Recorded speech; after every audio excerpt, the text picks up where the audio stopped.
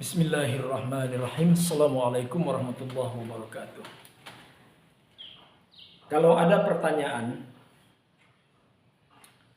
apakah berbuka puasa bersama halal bihalal? Ada nggak dalilnya?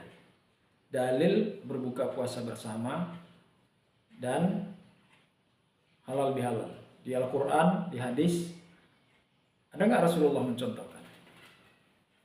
Nggak ada, guys. Kalau nggak percaya ya tanya aja sama ulama-ulama besar. Nggak ada. Nggak pernah ada satu hadis yang menceritakan Rasulullah itu bikin acara buka puasa bersama. Buka puasa masing-masing. Rasulullah berbuka di rumahnya dengan istrinya. Sahabat berbuka di rumahnya. Begitu juga halal bihalal. Gak ada acara-acara seperti itu. Bahwa kalau menjelang maghrib itu ada yang berbuka di masjid, ya berbuka masing-masing. Bahwa pada hari raya itu ada halal bihalal dalam artian orang bertamu ke rumah kita, istilahnya zaman sekarang ini open house, ya itu biasa saja, nggak ada istilah halal bihalal. Ya datang, silakan datang, pulang sholat, datang berkunjung ke rumah orang tua, atau orang tua melihat anaknya habis sholat Idul Fitri misalnya, atau sholat Idul Adha, ya sekitar begitu, guys. Jadi penamaan itu yang tidak ada, praktek yang mirip seperti itu ada, ya kan? Bahkan hari ini kita mencium gelagat istilah halal bihalal itu mau dihapus,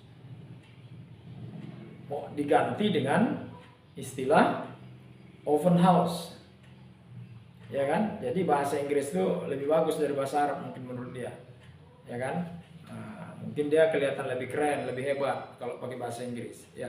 Kalau bahasa Arab nggak hebat, begitu ya? Ya kalian lihat itu ya. Jadi nggak ada, guys. Tapi bahwa dianjurkan bersilaturahim,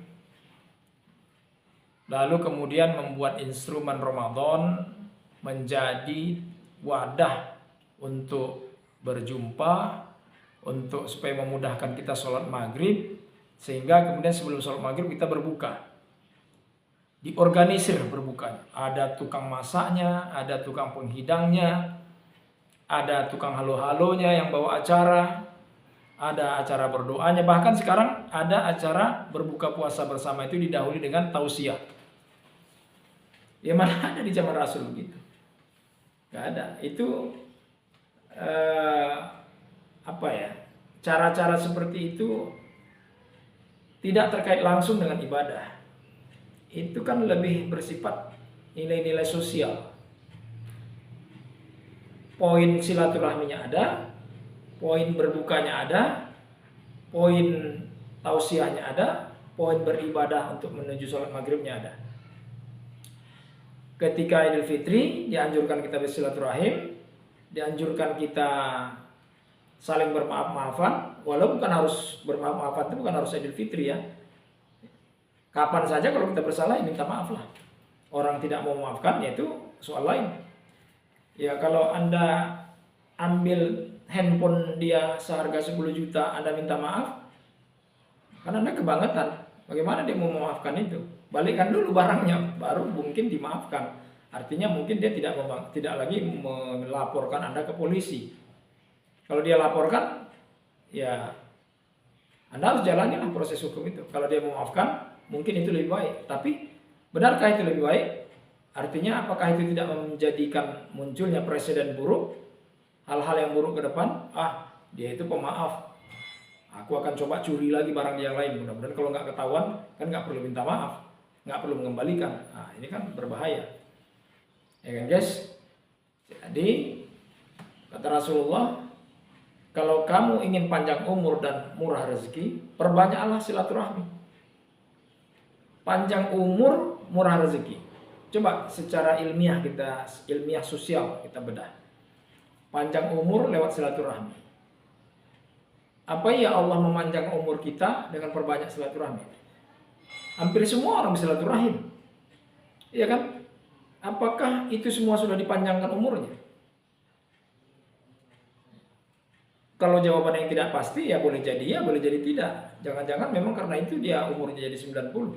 Tapi ada orang yang juga sedang bergaul, umurnya pendek. 10 tahun udah meninggal, 20 tahun udah meninggal, 25 tahun meninggal. Senang bergaul ke sana kemari, disenangin orang. Umur 30 tahun meninggal, lagi jaya-jayanya. Bagaimana? Jadi, ada pengertian yang kedua. Pengertian panjang umur itu artinya dia hidup 20 tahun, 30 tahun, 40 tahun, 50 tahun. Tapi serasa kemanfaatan hidupnya seolah-olah dia hidup 1000 tahun dirasakan orang. Kenapa? Karena orang membandingkan dengan si A, si B yang umurnya 100 tahun tapi nggak ada kemanfaatan yang dia berikan kepada masyarakat. Padahal Rasulullah mengatakan khairun nas anfa'uhum linnas. Manusia yang terbaik itu, yang paling baik di antara kamu, itu adalah orang paling banyak memberi manfaat kepada kalian. Jadi kualitas hidup itu yang paling penting. Kualitas hidup menentukan apakah kita hidup 100 tahun dengan hidup cuma 20 tahun, mana yang lebih banyak memberi manfaat. Orang hidup 20 tahun, 40 tahun, tapi banyak memberi manfaat, seolah-olah dia hidup 100 tahun.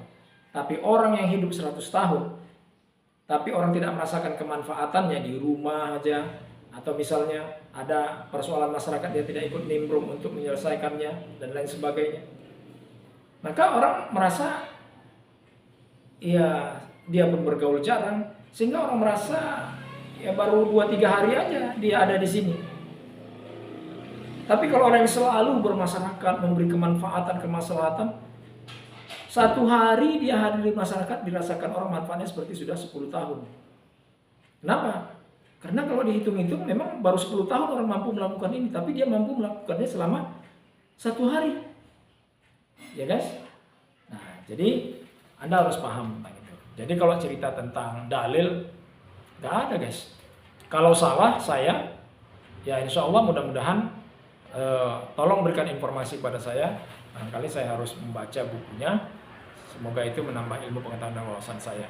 Ya, jadi saya tidak ngotot mengatakan tidak ada, tapi karena saya memang tidak tahu, saya katakan tidak ada.